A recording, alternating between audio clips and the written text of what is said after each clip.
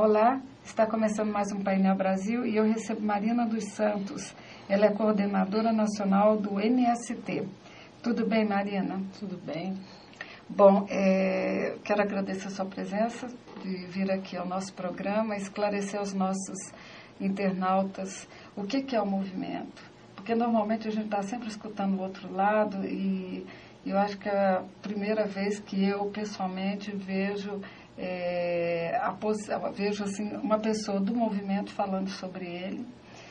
E eu acho que isso é muito importante. É preciso que as pessoas reconheçam o trabalho que foi e que vem sendo desenvolvido pelo movimento, que muitas vezes se mostra só uma parte e a opinião pública fica um pouco receosa e até com medo do movimento.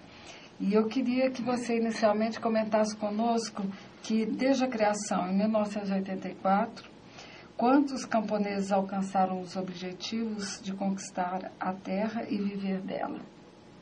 Obrigada pelo convite, por essa oportunidade também de levar a informação às pessoas para que conheçam de fato a realidade e o que acontece, especialmente no interior desse país relacionado à questão agrária, né? O MST, desde 84, esse ano nós comemoramos os 25 anos, que para nós é muito importante. E imagino que não só para nós, mas também para o conjunto da sociedade brasileira. Já ocupamos mais de 8 mil latifúndios de terra nesses 25 anos, em estudos recentes aí estudiosos dessa área.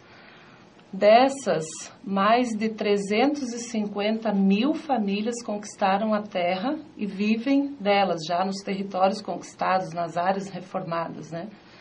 E vivem dela. O objetivo principal dos nossos assentamentos, de imediato, é produzir para o consumo, para o autoconsumo, né? Para as famílias que ali vivem, especialmente a produção de alimentos. E também nessa linha de ser alimentos saudáveis, né? Sem uso de químicos, agrotóxicos, enfim.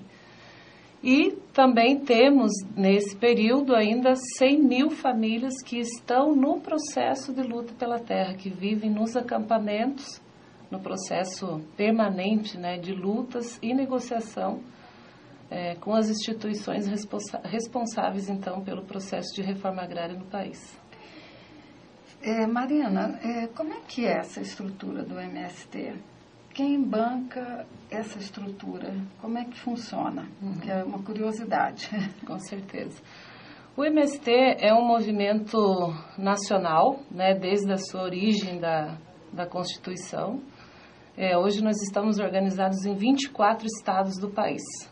Temos uma forma de organização que tem uma direção nacional do movimento, que se reúne em torno de 3 vezes por ano.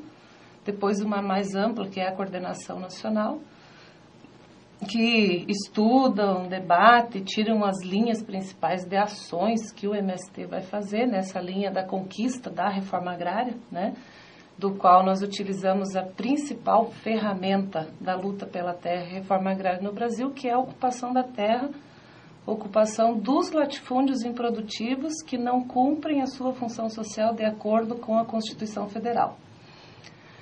E cada estado, desses 24 onde nós estamos organizados, tem a direção estadual que ela tem autonomia para debater, para estudar, para decidir as ações onde vão fazer. Então, digamos assim, se vamos ocupar uma área na região norte do estado, né, ou no sul do estado, a característica básica é que ela não cumpra com a função social dela, que é de produzir, respeitar o meio ambiente e a legislação trabalhista e a produtividade, lógica, né, de acordo com a Constituição. Então, a direção do estado decide isso. E fora esse processo das direções, nós temos os setores organizados, que mantêm um pouco essa mesma estrutura, seja a nível nacional, nos estados, nas regiões e na base, nos acampamentos e nos assentamentos. E aí os setores são vários, assim, que vai desde a organização da produção, das escolas, das mulheres, da saúde, do meio ambiente, da juventude, dos direitos humanos, e assim vai, de acordo com a realidade lá que cada estado está vivendo, né? E nós somos bancados, né, economicamente, especialmente pela contribuição que as famílias assentadas dão. Ou seja, nós temos esse sistema de trabalhar muito em torno da solidariedade.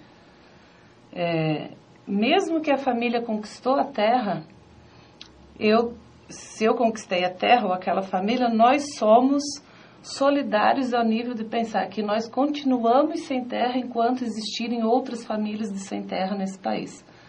Porque, segundo os dados do IBGE, ao mesmo tempo que nós temos 1% de proprietários que detêm mais de 46% das terras agricultáveis no país, e infelizmente esse número anda diminuindo, né, de proprietários, ou seja, se 1% detém quase a metade do país, né, em vez desse 1% aumentar, que seria o processo de democratização da terra, ele está diminuindo, né?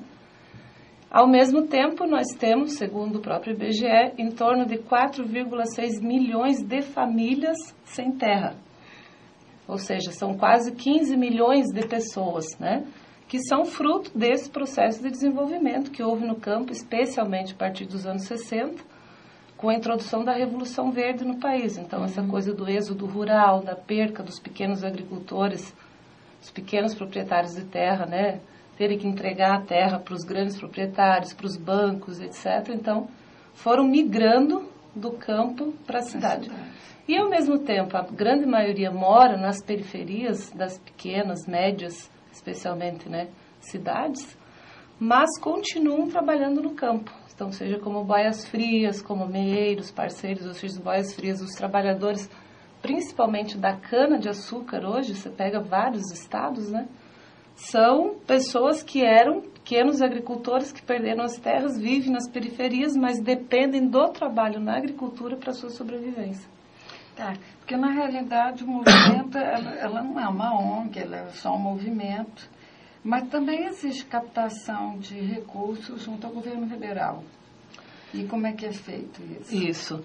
O que acontece é o seguinte, complementando uma questão ainda da pergunta anterior, essa solidariedade que eu digo que nós trabalhamos internamente no movimento com as famílias assentadas, ela também é trabalhada com vários setores da sociedade. Então, você pega, né, seja na solidariedade política ou na solidariedade financeira.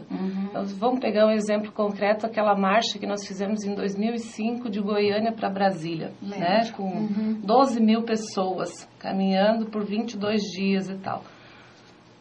Nós não tínhamos um centavo para fazer aquela marcha, mas a fizemos e com altíssima qualidade. Inclusive, fomos elogiados pelo Exército Brasileiro, pela capacidade de botar tanta gente com organização, onde passando, deixando tudo limpo, montando e desmontando cidades todos os dias, né?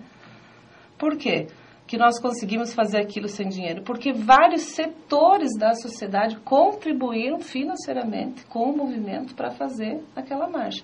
Se você for pegar a questão dos alimentos, por exemplo, que nós consumimos durante a marcha, os assentados trouxeram os alimentos que são produzidos lá nos assentamentos.